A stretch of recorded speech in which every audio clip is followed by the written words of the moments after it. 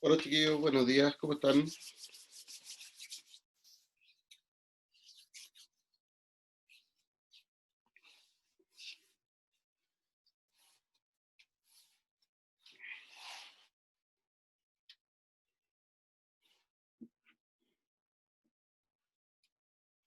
Aló, ¿me escuchan? Sí.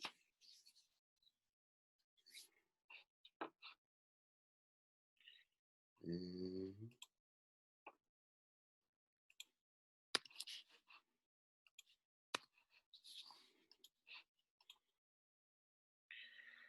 mm.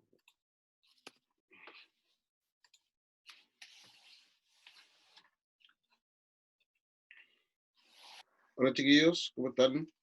Eh, ya, gracias Osvaldo.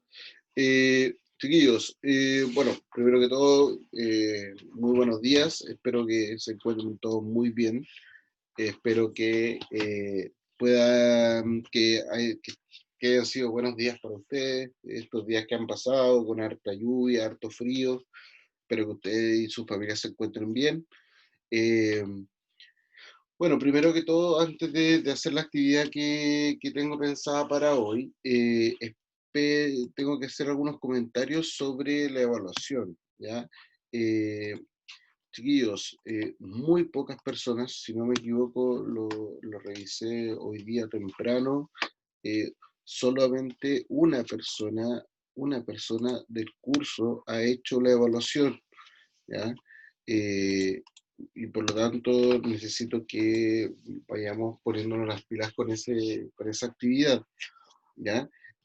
Sobre todo, lo que me interesa, más allá de que les vaya bien o no, lo que me interesa es que hagan la actividad para yo tener la información de, de cómo están en cuanto a su aprendizaje, ¿ya? Eh, sea bien o sea mal, necesito yo esa información, ¿ya? Eh, y lamentablemente o favorablemente la puedo tener solamente a partir de que ustedes hagan la evaluación que está en el Classroom, ¿ya? Eh, no, la prueba se hace online, Osvaldo. La prueba se hace completamente online. Usted pincha en el link que está en Classroom y usted va completando ahí mismo, puede ser con su celular, puede ser con una tablet, puede ser con el computador, y usted va copiando, va poniendo ahí mismo, va marcando las alternativas que considera correctas, solamente ahí. Y después, eso pone al final, pone enviar y a mí me llega el resultado. ¿Ya? Me preguntan si, si la prueba tiene que imprimirla o cómo la hacen. No, eso, la prueba se hace completamente online. ¿Ya? Sí, es que lo que pasa, Osvaldo, y para todos, lo que pasa es que es un sistema mucho más cómodo, mucho más rápido, porque, por ejemplo, usted la prueba va a estar hasta el día lunes a las 12 de la noche. Hasta ahí va a estar la prueba. Yo ahí la voy a cerrar. ¿Ya? Bueno, está con fecha, se cierra sola. Entonces, yo después me voy a meter y solamente la prueba lo que ustedes les pide es su correo electrónico y su nombre y que marque el curso como información, ¿ya? Después con esa información yo voy y tomo su correo y a usted le reenvío la prueba corregida con el puntaje y todo. Entonces, es mucho más rápido porque a usted le llega el resultado a mí me entrega la prueba revisada inmediatamente. Apenas ustedes la hacen, a mí me llega cuántos puntos tuvo y todo lo demás. Entonces, es mucho más rápido y sobre todo que les puedo hacer a ustedes llegar de manera personalizada, les puedo hacer llegar sus resultados de manera inmediata. Entonces, por eso es que prefería hacer de esta forma la evaluación en este caso, ¿ya? Eh, por eso es que me interesa que hagan la evaluación. Hasta ahora, si no me equivoco, solamente una persona de este curso ha hecho la prueba, ¿ya? Solamente una persona del curso. ¿Ya? Obviamente tienen hasta el lunes para hacerla, pero aprovecho de decirles que la vayan haciendo, que la hagan con tiempo, para que el resultado sea un resultado más cercano a la realidad de cuáles son sus aprendizajes. ¿Ya? ¿Qué más me faltaba por decir? Chiquillos, la prueba está exclusivamente por Classroom. Por lo tanto, para que les digan a sus compañeros que aún no entran a Classroom, que lo hagan, ¿ya? Eh, por ejemplo, ahora estoy viendo que en realidad la gente que está conectada hoy día en clase es la misma que está siempre, salvo la aparición de nuestro amigo Santiago Zúñiga, que había estado desaparecido en acción un rato, pero en general la misma gente que se conecta hoy día es la gente que se conecta siempre. Entonces, si le pueden reiterar a los compañeros de ustedes que no están en Classroom o que no han ingresado a Classroom, que lo hagan, ¿ya? Para, para que, y por último, que manden un correo si es que necesitan el código para poder ingresar, ¿ya? Eso. Me pregunto si podemos hacer un repaso. Claro, claro que podemos hacer un repaso. Claro que podemos hacer un repaso. Obviamente, les tinca si hacemos un repaso en esta hora y la otra hora hacemos las actividades que tenía pensado. ¿Les parece? Sí, sí, sí, si me ponen por ahí alguna reacción,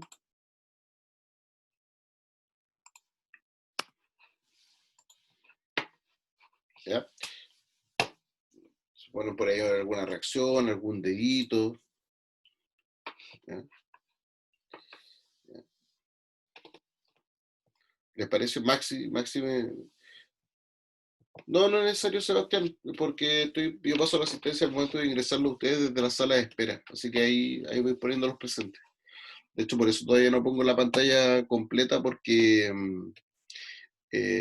o todavía no comparto pantalla porque estoy con el Excel acá de la asistencia. Así que estamos pasando asistencia de manera directa ahora. Bien, chiquillos, como les decía, no tengo ningún problema. Si la mayoría prefiere, podemos hacer un repaso rapidito de los contenidos que entran en la evaluación y así a ustedes también les sirve para clarificar algunas dudas que puedan tener. ¿Sí? ¿Les parece? Bien.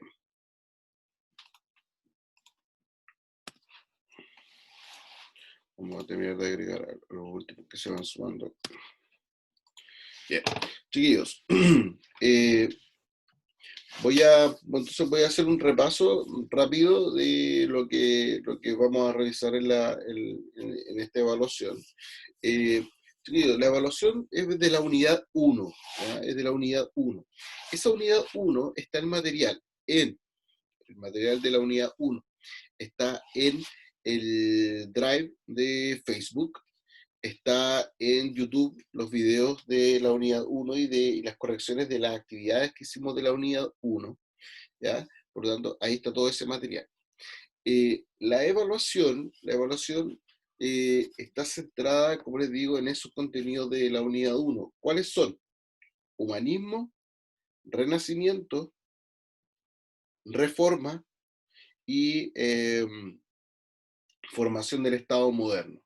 Esos son los 3 contenidos que entran en la prueba, ¿ya? En la evaluación. Primero. Segundo, cuando nosotros hablamos del humanismo y del renacimiento, estamos hablando necesariamente de una corriente cultural, artística, que se desarrolla principalmente en la zona del norte de Italia, eh, como originalmente. ¿Por qué? Porque va a ser en esa zona donde se van a desarrollar un montón de actividades, un montón de eventos que van a ser sumamente significativos. ¿Cuáles son? Es una zona sumamente fuerte en cuanto a comercio.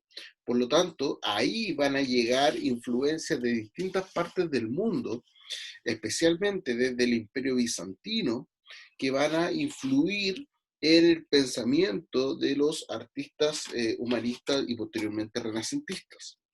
¿Ya? Obviamente, uno de los elementos más significativos de este periodo va a ser la invención de la imprenta. ¿ya? Uno de los elementos más significativos va a ser la invención de la imprenta. ¿Alguien me levantó la mano por ahí? ¿Quiere hacer una pregunta? ¿No? ¿No? ¿Hable ahora o calle para siempre? Ok. Eh, Cuando nosotros hablamos entonces del humanismo, tiene mucho que ver con la invención de la imprenta. ¿Por qué? Porque con la invención de la imprenta, ahora se pueden multiplicar y se pueden hacer muchos más libros, y eso va a permitir una mayor difusión, un aumento del conocimiento de las ideas humanistas por toda Europa. ¿Ya? Gran parte de las ideas humanistas están centradas obviamente bajo la idea del antropocentrismo. ¿Qué es el antropocentrismo? El antropocentrismo consiste en la idea que el hombre es el centro del universo, pero no en un sentido astronómico, así como del universo como tal, sino que el hombre es el centro de las actividades de la vida de las personas. ¿Ya? Entonces, ya no, el tema principal ya no es exclusivamente Dios, como era una idea teocentrista característica de la Edad Media, sino que hoy día la principal característica del humanismo es el hombre. ¿Ya? Y las inquietudes del hombre. Por eso es que vamos a encontrar autores como Erasmo de Rotterdam, por ejemplo, que escribe un libro que se llama El elogio de la locura. O sea, hay una valoración, hay una valoración de un elemento sumamente humano, como es un desorden psiquiátrico, y donde Erasmo hace un elogio, es decir, cuando hablamos de un elogio es como la, que es bueno, que es valorado en un sentido positivo, la locura. ¿Ya? Lo mismo ocurre, por ejemplo, lo mismo ocurre con Gargantúa y Pantagruel, de Rabelais, donde él hace una crítica a las características de la sociedad medieval, especialmente una crítica a la sociedad burguesa que caracteriza el siglo XIII, XIV en Italia y en parte importante de Europa. Eh, Esos elementos principalmente del humanismo. ¿Ya? Vuelvo a reiterar, la característica del humanismo tiene mucho que ver también con el rescate de elementos de la antigüedad clásica, Grecia y Roma. Los autores humanistas van a tener la característica que estos tipos se van a poner a estudiar a los grandes pensadores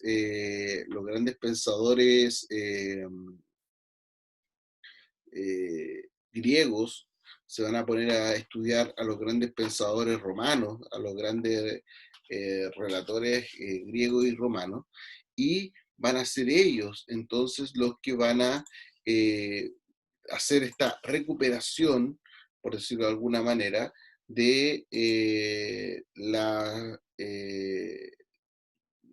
desarrollo del humanismo. ¿Ya? Eh, ¿Qué más? Bueno, el Renacimiento es parte del humanismo, el Renacimiento es parte del humanismo, por eso generalmente lo caracterizamos como que el Renacimiento es la parte artística del humanismo. ¿Ya? En esta parte artística va a tener como característica que en realidad hay una valoración distinta del cuerpo humano. Por eso también es como por eso digo que la parte artística del humanismo, porque va a poner en el arte, en las características artísticas, el mismo pensamiento antropocentrista de la época del humanismo, lo va a poner en el desarrollo del arte. ¿Ya? Eh,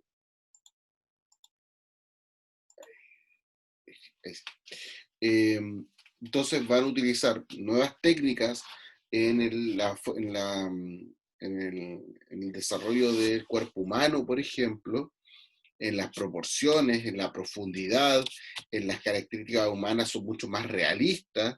El cuerpo humano, el desarrollo del pensamiento y la actividad y lo vinculado a la anatomía, por ejemplo, el conocimiento en torno a la anatomía va a ser mucho mayor que en la época medieval.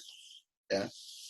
Y por eso es que van a destacar artistas, por ejemplo, como el caso de Leonardo da Vinci, que va a crear, Leonardo da Vinci, que va a crear, por ejemplo, eh,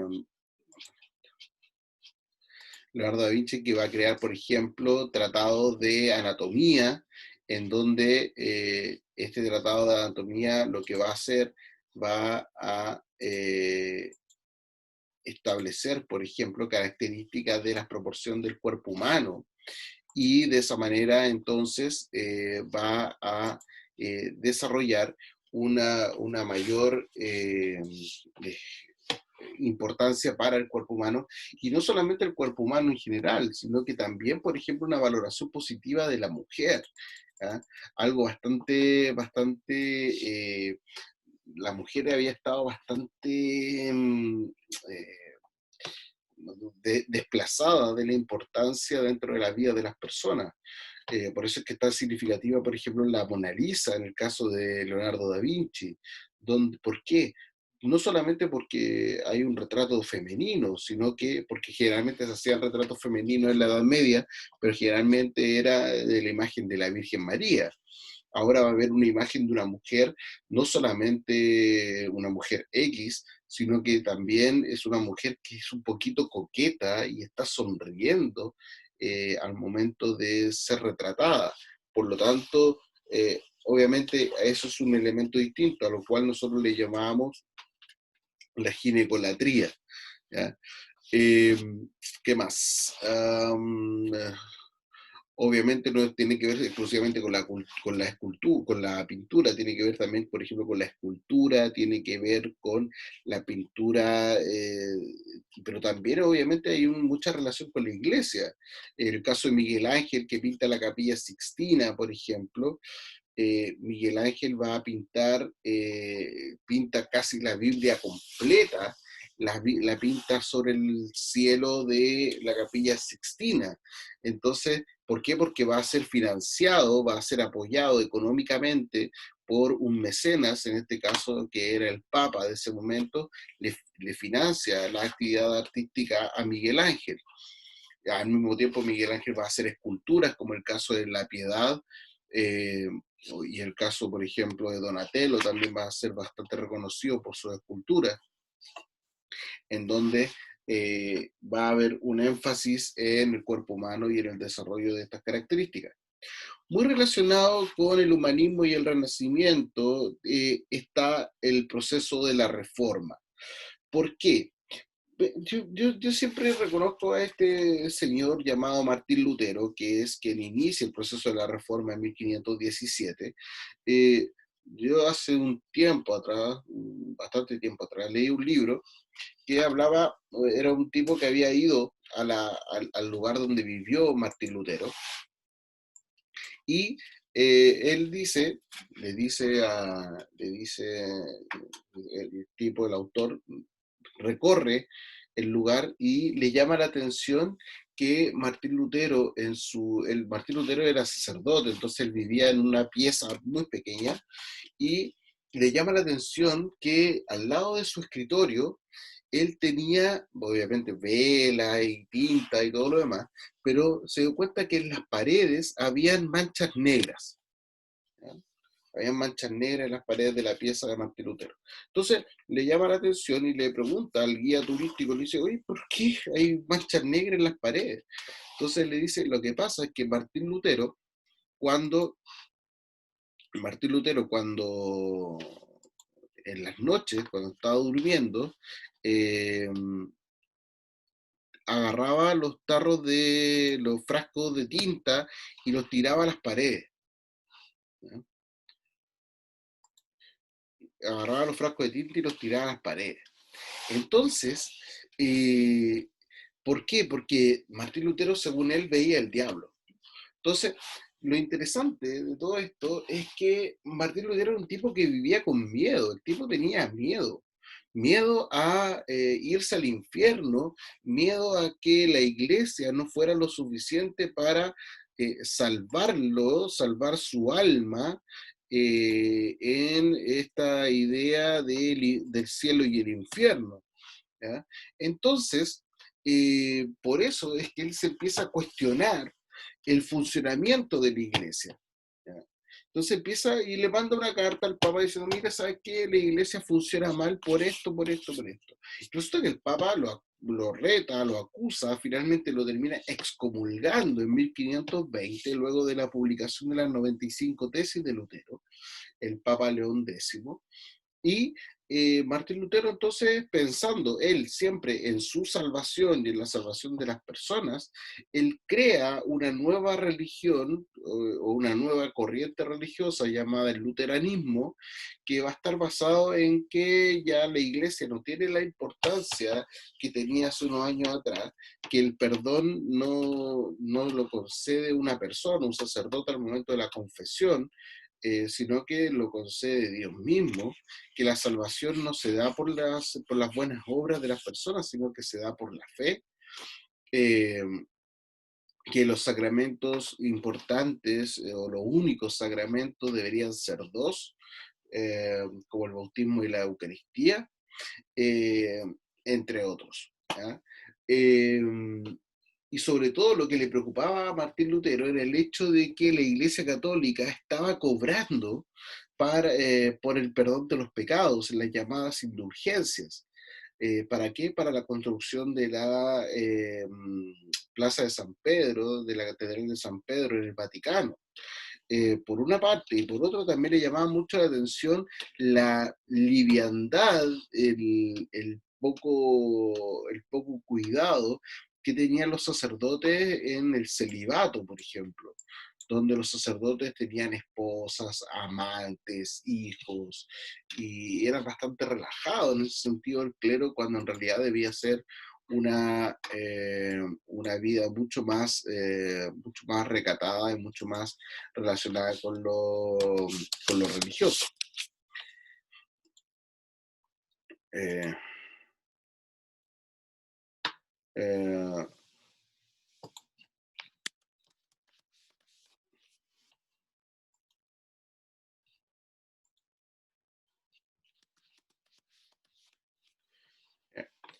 eh, Eso es el tema de Martín Lutero.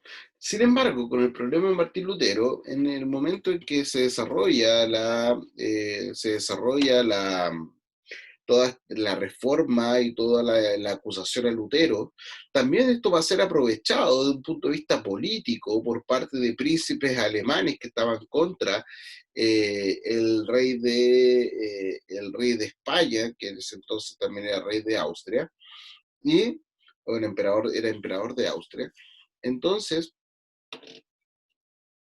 se rebelan contra el Papa apoyando a Martín Lutero y se va a llevar entonces también una división política a partir del caso de Lutero. Muchas personas apoyaron a la iglesia, entre ellos, por ejemplo, el rey de Inglaterra, Enrique VIII. Sin embargo, Enrique VIII va a ser uno de los principales defensores de la iglesia católica en Inglaterra, pero este Enrique VIII, aprovechando la ayuda que le había dado al Papa, le pide al Papa que lo divorcie. Sin embargo, el Papa no acepta divorciarlo en una segunda ocasión, y Enrique VIII decía, bueno, voy a formar mi propia religión en Inglaterra.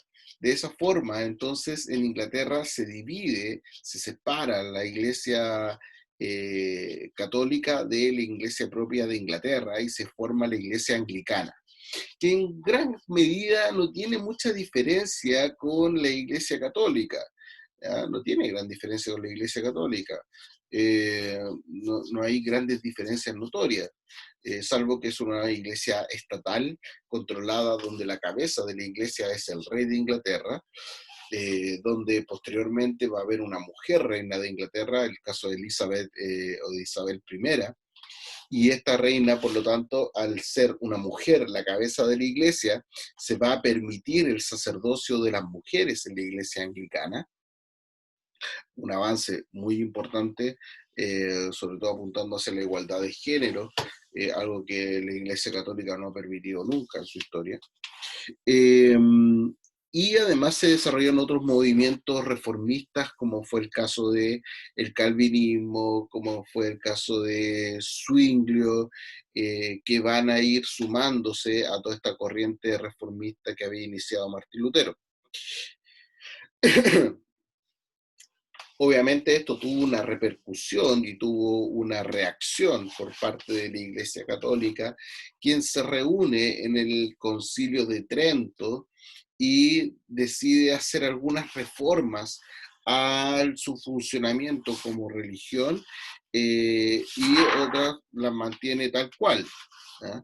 Si bien, entonces al final uno dice, bueno, ahí hubo una especie de error por parte de la Iglesia Católica, donde no aceptaron gran parte de los reclamos de Lutero, que muchos de ellos sí eran muy realistas y muy necesarios, ¿ah?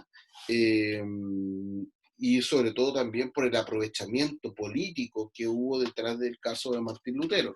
¿Ya? Eh, y obviamente también hubo un aprovechamiento político de parte del caso por parte de la Iglesia Católica, donde fue apoyada por el emperador de España, Felipe II, y por eso es que también después América va a ser uno de los continentes con mayor cantidad de católicos a nivel mundial, porque no dejan entrar a gente de religiones protestantes durante el sistema colonial. Eh, Eso, de reforma y contrarreforma. Eh, Finalmente, el último contenido que entra en la evaluación que ustedes deberían estar desarrollando es el de fortalecimiento del Estado moderno. Hacia gran parte de la época medieval, el Estado moderno, las monarquías, no eran poderosas. ¿Quién era poderoso durante la Edad Media? Eran los señores feudales. Los señores feudales eran quienes controlaban el poder social, tenían el poder social y también tenían el poder político dentro de los feudos. Si bien habían reyes, sin embargo, el rey no tenía la capacidad de unificar su territorio, porque cada uno de los feudos estaba controlado por señores feudales. ¿Ya? Esto comenzó a cambiar, sobre todo a partir de la alianza que hacen las burguesías, los comerciantes, estos nuevos ricos comerciantes dedicados al comercio principalmente, con las monarquías. De esa forma, los burgueses le prestan plata, dinero a las monarquías para que los reyes tengan ejércitos de manera permanente y puedan hacer verdaderas guerras contra los señores feudales, y de esa forma puedan ir ganándole poder e importancia al interior de sus territorios. De esa forma, los reyes empezaron a recuperar de a poco los feudos y pudieron ir unificando el territorio. Por otra parte, tuvo mucho que ver la idea del ejército profesional, un ejército profesional permanente, que no solamente servía y funcionaba para la guerra, sino también para mantener una seguridad al interior del reino. Y dentro de esta seguridad también tiene que ver con el sistema de cobro de impuestos, eh, que también servía para fortalecer la administración por parte de los reyes en esta época, y al mismo tiempo para mantener y tener una entrada de dinero permanente y estable al interior de los reinos. ¿Ya? Por otra parte, están las alianzas matrimoniales y la diplomacia, donde van a haber muchos reinos que se van a ir expandiendo y van a ir fortaleciéndose cada vez más en la medida en que fueron haciendo alianzas con otros reinos, muchas de ellas selladas a través de los matrimonios. ¿Ya? No, mira, mi hija princesa se casa con tu hijo príncipe y de esa forma vamos a ser nosotros también aliados políticos. De esa forma, entonces se fue conformando una estructura en Europa de donde las monarquías eran lo más poderoso, que va a llevar con el tiempo a la idea y el desarrollo de un sistema de monarquía absoluta, Es decir, una monarquía que va a pasar desde la Edad Media de no ser tan poderosa, de ser bastante débil en comparación a los señores feudales, vamos a encontrar hacia fines de la Edad Media, principalmente durante el siglo XVI, XVII, fuertemente en el siglo XVIII, con reyes que eran reyes y que tenían el poder absoluto dentro de la sociedad, donde los señores feudales tenían un poder mínimo, donde gran parte del poder de la monarquía se basa en su poder también militar y en sus ejércitos, ¿ya? Y todo ese tránsito desde las monarquías débiles a las monarquías sumamente poderosas, las vamos a ver durante todo este periodo desde el siglo XV en adelante, con el fortalecimiento de las monarquías. ¿Ya? Finalmente, dentro del contexto del fortalecimiento de las monarquías, está sin duda el tema económico. Y dentro del tema económico, obviamente, tiene mucho que ver la burguesía. Sin la capacidad económica que le entrega en un primer momento la burguesía y que posteriormente van a ser capaces por sí mismos los estados de funcionar a partir del cobro de impuestos, sin ese ingreso de dinero no habrían podido tener la importancia que fueron tomando hacia el siglo XV y sobre todo en el siglo XVIII. Eh, Eso, dudas, consultas sobre estos elementos que he estado hablando que entran en la prueba de la unidad 1. ¿Alguna duda, alguna consulta? Pueden hacerla por micrófono, pueden hacerla vía chat, no hay problema.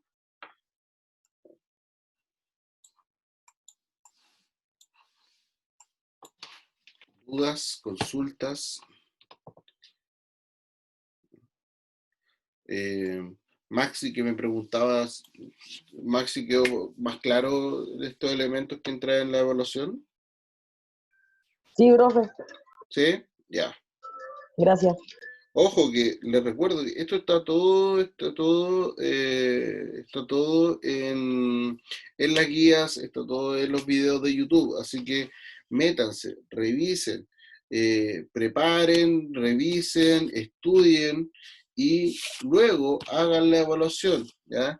Repítanle por favor a sus compañeros que no están en Classroom, repítanle que ingresen a Classroom, solamente la evaluación solamente se puede hacer a través de esta plataforma. Se envió la invitación a todos los correos que yo tengo registrados y aún hay gente que no se suma a Classroom y como les decía al principio de la clase, solamente de este curso hay una persona que hizo la evaluación, ¿ya? Solamente una persona.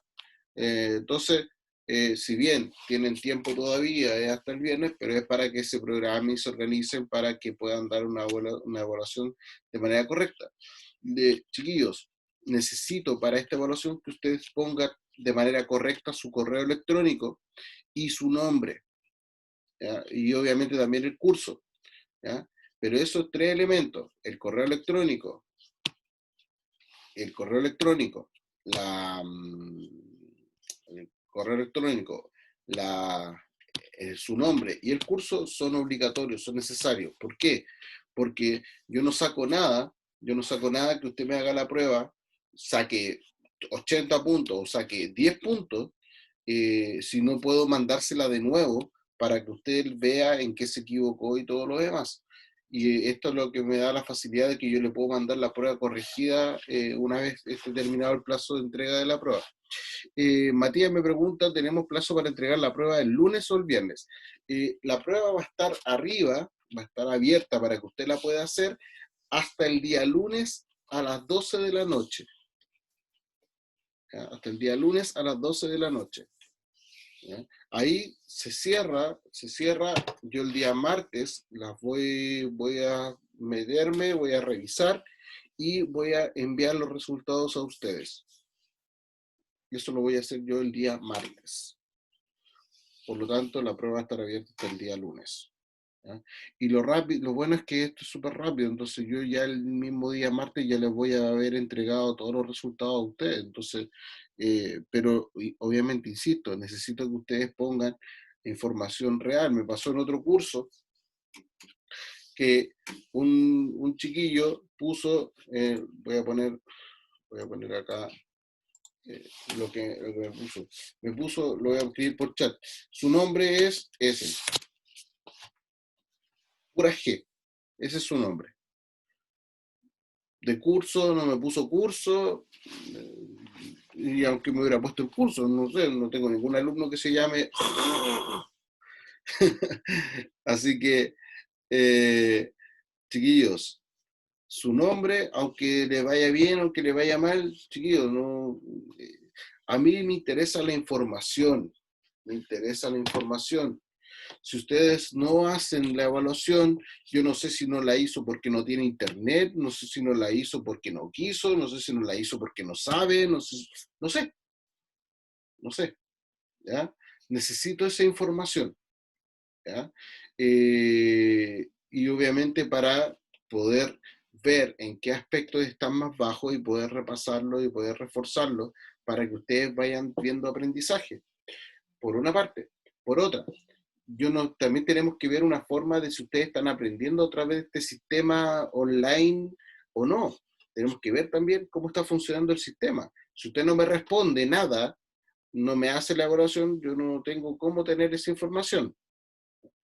Esta evaluación es sin nota, Nicolás, es sin nota, sin nota. Pero insisto, a mí me interesa la información y espero que a usted también le interese la información. Al menos por ahora es sin nota. No sabemos si al momento de regresar a clase quizá tomemos esta evaluación y la pasemos a nota. No lo sé. Yo al menos por ahora voy a trabajar con puntaje y con porcentaje de logro. ¿Ya? Yo a ustedes les voy a mandar